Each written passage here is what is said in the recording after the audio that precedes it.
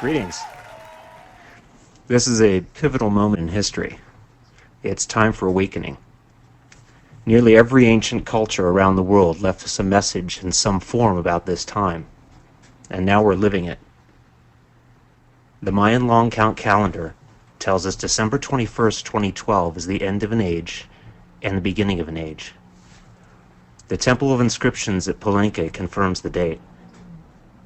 The I Ching, as decoded by Terence McKenna, reveals that we're approaching a singularity of novelty, such that we will recognize less and less until we reach a point where everything is new and unfamiliar to us. The Hopis say the fourth world is transitioning to the fifth world. They say this era ends in destruction and a new world is created. The Hopi prophecy is that there will be a 12-year purification period leading up to 2012, when the earth will purge itself. And there will be a great purification at the start of the fifth world. The Zulus call this the year of the Red Bull, the end of the sixth world. According to legend, this sixth world is a challenging one, full of ignorance, pain, suffering, hunger, war, strife. Because the Earth Mother created this world in a state of deep depression and sorrow. This time of pain and suffering is to last around 2,000 years, until 2012. After this 2,000-year period, the sixth world is destroyed, and the seventh world is established. The seventh world is to be a perfect Earth, where pain and suffering will be unknown, and man will live in a time of bliss and harmony. The Peruvians have a similar ancient story of destruction and rebirth. The Egyptians encoded the event in the labyrinth at Huara. The Toltecs and the Aztecs call it the return of Quetzalcoatl. The Maoris say that in this time the curtain will fall, the veil will be lifted, and we will see things for what they truly are.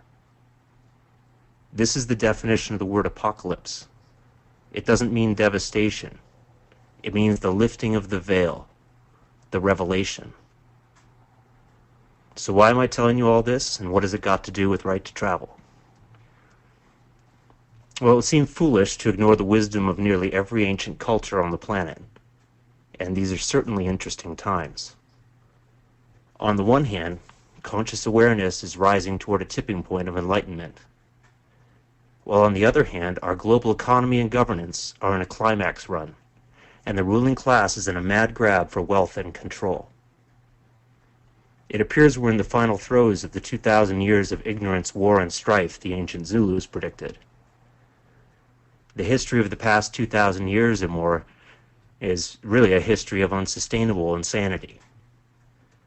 And now we're approaching the end of it, one way or another. Either we destroy ourselves by what we've created while we were asleep, or we wake up. As we awaken, the first thing we need to know is our rights. We have to know what we can do in order to do what we can do. Freedom of movement is one of the most fundamental rights of natural law. It's a perfect study specimen for rights because it butts up against the statutes right in front of our noses every day. And learning to stand on a God-given right, despite the codified legalese that would seek to quash it, raises nearly every question of law. It forces us to really understand who we are and what we're capable of. Then when we apply that understanding to the knowledge that we're all one, we move us all along the path of enlightenment. We don't recommend that you do or don't practice anything you learn in this course on the roads. That's up to you to determine. But learn this subject and own it, and you'll take one giant step out of fear and into freedom. Thanks for joining us. My name is Christian. PJ is your other host, and Michael is our webmaster.